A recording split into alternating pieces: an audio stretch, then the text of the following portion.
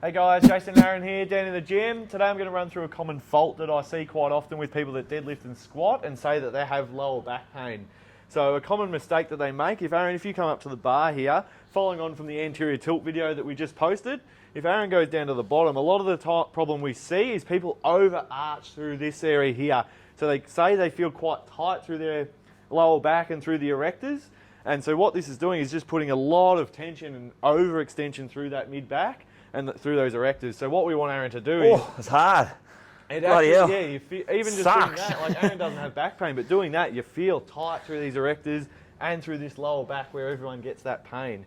So when you're down at the bottom, a key thing is to think, pull your rib cage down at the front. So if anything, we want a little bit of rounding through this area. I know people get told don't have rounding in the back, but we want to have a nice neutral spine, which is flat, not that overextension, because that actually causes more issues, than it solves, all right? So if you're someone that you look in the mirror and you've got that arch in your lower back and your core's sticking out, you want to tuck your pelvis back, pull your ribs down, and get that more neutral spine, all right? Because you're going to get more activity out of your glutes and your hamstrings and less out of your lower back, all right? So we'll actually show a few reps here, Aaron, of a good form. Yeah, so I think, it's funny how people think a neutral spine is that locked-in extension. But it's actually like hyperextension, you know? That the spine isn't meant to be just this continuous C. It's meant to have a nice inner curve and then an outer curve and then back to an inner curve. So I would err on the side of being in more flexion of the spine than extension for everyone, eh? If you come around the back here, Leo, if you just show standing up, Aaron, just show that overextension again. See how tight this all is here? So if Aaron goes down into that deadlift, look at this tension in the erectors. You can see how much they're protruding out the back. Oh, and now if you go down into your normal posture, Aaron, and see there, they're a lot more at rest, and now he can utilize more of his glutes, more of his hamstrings, and he's stronger. He's using more muscles, and the muscles that are supposed to be used in a deadlift. And there's not that tension through the back on the way down. He can keep his core engaged, and it's a better controlled movement.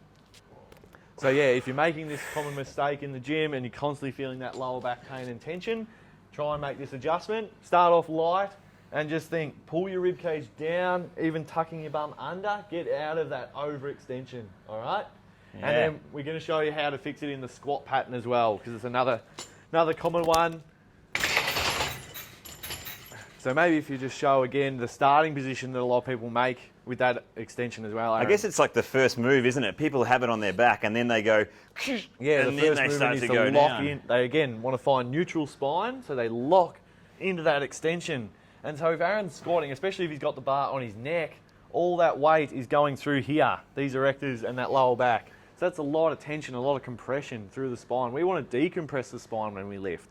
All right? Yeah, and I think the other good point to make is as well is when we're in that extended position, it actually renders our glutes and hamstrings almost useless, and our core too, because if we get into this extended position, our hamstring and glutes and core, they're all stretched too much, whereas we want to find a nice shortened position for them to fire and activate. So you think you're doing the right thing, but you're actually causing yourself pain, but you're actually not getting the best out of your body too.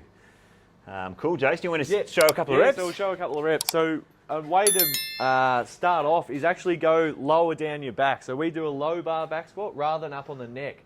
So this teaches you to lean more forward, so you already don't have that compression through the spine. So maybe come from the side, Leo, so you can see us. So see how Aaron's not locking into that extension. If anything, he's leaning forward from his hips. All right, and then as he goes down, he's going to dive forward. So I guess what what the person who does this would do would be here. Bang. And then down, like that. All this here is just popping that. Whereas what we want to do is keep the core nice and tight, squeeze the ribs in, and then...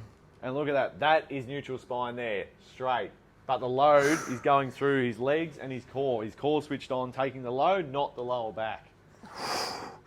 So not this, down like that. You want to stick the ribs in nice and tight through the core.